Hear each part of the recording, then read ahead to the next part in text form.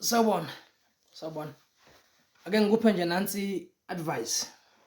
Free advice ngumfowakaNcobo.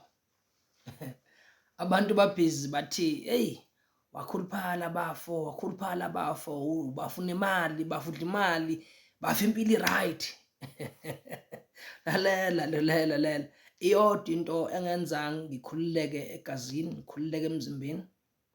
Okokuqala, ngayifundisa ukuthanda umuntu ongithandayo. Okwesibili, ngazifundisa ukufonela umuntu ongifonelayo. Okwesithathu engakwenza, ngaphuma kubo bonke abangani bami abaphinde babe abangani nezitha zami.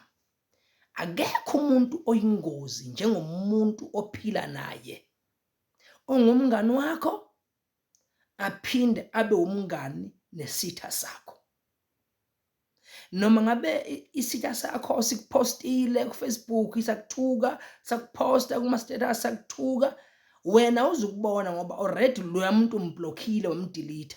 But umuntu oqala ozobuya ezokutshela ukukhombisa la message azokulimaza umqondo, azokuphatha kabi, azokwenza ulahlekelwe ifocus, ilo muntu ombiza ngomngani wakho ebe engumngani nesitha sakho. Umbuzo wodwa, uma behlangene bakhuluma ngani? Ngoba wena awuzwani naloya, uzwana nalo. Ngizothi kwesihlobo sami, free advice. Phuma kumuntu ongumngani nesitha sakho.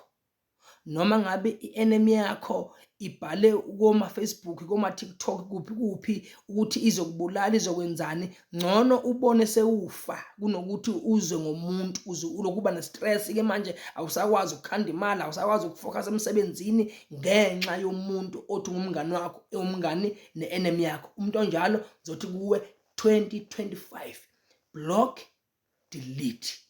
Block, delete. Abangani bakho ababuka ama-status akho bengasho lutho, block and delete. Abangani bakho abangakhulumi nawe, block and delete. Nkosi sikubusise.